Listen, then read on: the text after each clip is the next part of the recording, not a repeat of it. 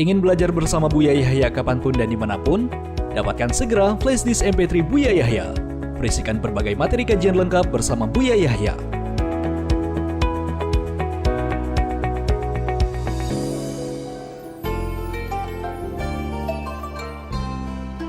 Assalamualaikum warahmatullahi wabarakatuh, Bu ya. Assalamualaikum warahmatullahi wabarakatuh. Saya hamba Allah dari Jakarta. Allahumma sholli ala Sayyidina Muhammad wa ala ali Sayyidina Muhammad.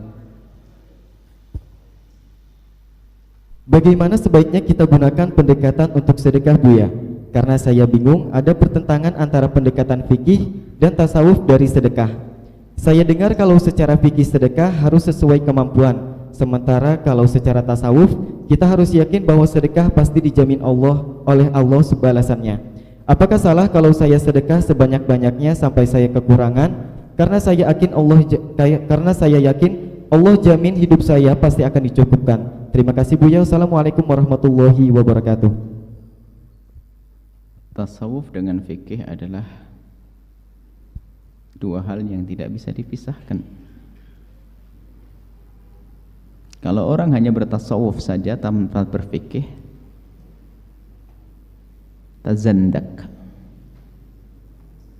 Tapi orang fikih-fikih saja tanpa bertasawuf, tafassak. Orang mengandalkan tasawuf tanpa fikih enggak karu-karuan. Kafir zindik keluar, yani bisa saja keluar dari iman tanpa ia sadari. Beribadahnya ngarang sendiri, ngaco semuanya. Hawa nafsu, bukan patuh kepada Allah, patuh kepada syariat. Orang dengan fikih-fikih saja tanpa ada akhlak, nggak benar dalam hidup. Kalau contoh sederhana begini loh ya.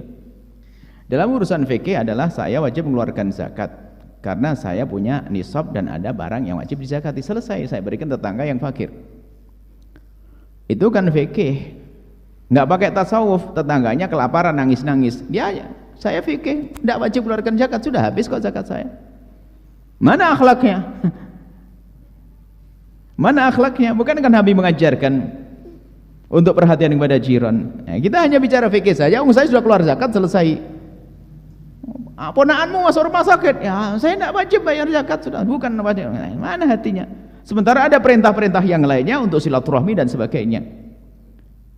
Jadi fikih sama tasawuf jangan dipisahkan, yang memisahkan menyesatkan, itu namanya.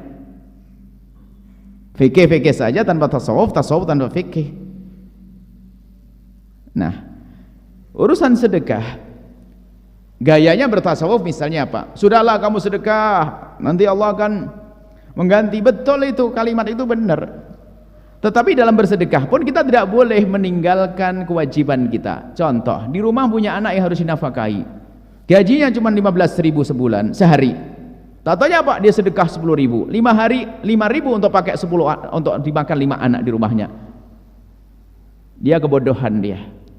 Dia tidak sadar bahwasanya sedekah kepada anak dan istrinya jauh lebih bagus daripada dia sedekah ke tempat lain. Bahkan biarpun dibanding dengan digunakan untuk bersedekah di jihad jalan Allah, lebih gede pahalanya dengan sesuatu yang diberikan fi fimra'atihi, sesuatu yang diberikan di mulut istrinya. Ini karena tidak punya ilmu dia.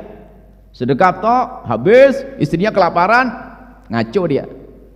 Ustaz dakwah ke sana kemari, istrinya nggak diberi nafkah, suruh jualan, ustaz sesat itu. Lebih baik ke pasar jualan sana. Jangan istrinya nggak karu-karuan. Nggak boleh hawa nafsu. Lalu bagaimana? Digabungkan tetap, nggak bisa dipisah. Kalau bisa berantakan. Makanya fikih-fikih tok tadi pelit banget, dia nggak keluar zakat, nggak bantu tetangga, nggak bantu ini, masya Allah. Tasawuf saja seolah-olah tasawuf tawakal. Kayak gini dalam pandemi tasawuf kita tawakal kepada Allah tapi ganggu orang lain. Ayo. Kita perlu diberi pertanyaan manis sekali, bagus. Bertasawuf seolah-olah ahli tawakal ikhlas. Masa pandemi begini kita tawakal kepada Allah. Kenapa kita takut kepada selain Allah? Tidak usah, bebas. Seolah-olah dia bertawakal kepada Allah. Dia lupa dia telah mengganggu kawannya. Tetangganya tidak nyaman dengan gaya bebasnya dia. Kenapa? Tetangganya ini, temennya ini, bapaknya meninggal karena COVID, ibunya meninggal karena COVID, adiknya meninggal karena COVID, anaknya masih di rumah sakit. Sementara dianya seenak sendiri, nyakiti ini orang. Haram. Tasawuf model apa begitu? Harus ada, makanya mematuhi protokol kesehatan, memperhatikan anak dalam urusan rumah tangga, itu juga termasuk bagian daripada tasawuf yang harus dihubungkan dengan fikih.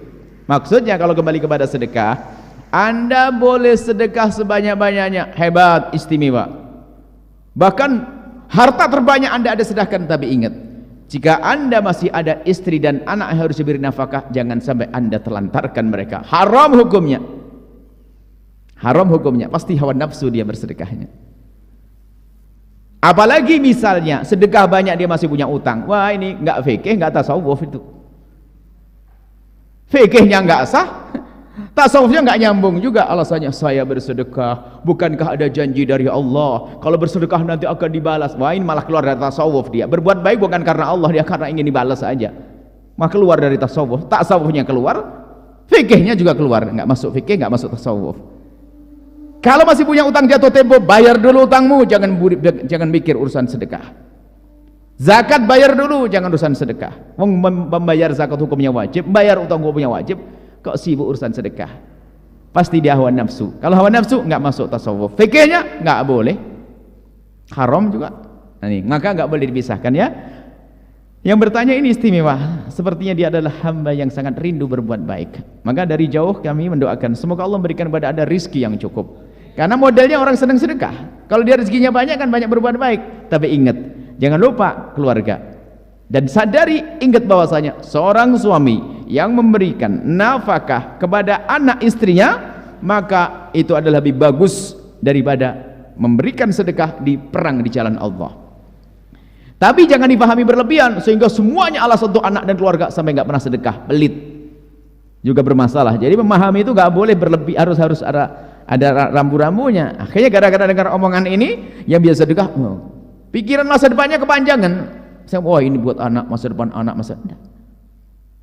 Yang wajib Anda berikan, makan mereka, pakaian mereka secukupnya, tempat tinggal mereka secukupnya. Kalau ini tidak Anda beri, haram hukumnya.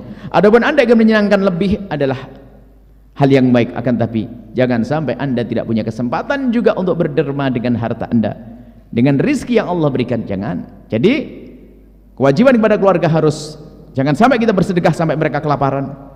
Sedekahlah sementara mereka masih kecukupan.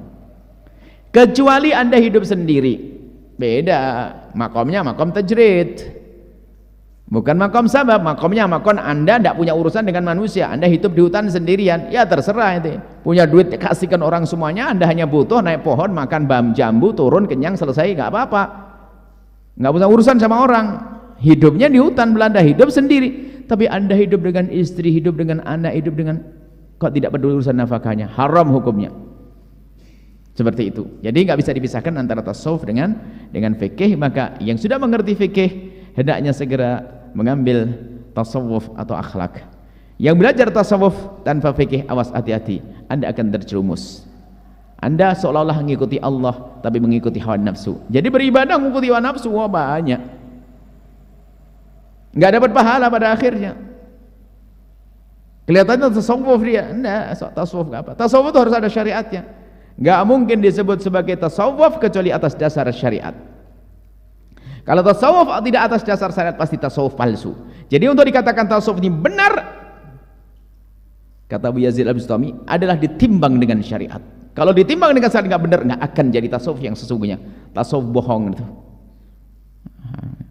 Semoga Allah memberikan kepada kita pemahaman dan memudahkan di dalam mengamalkan dalam hal fikih dan tasawuf. Wallahu a'lam bishawab.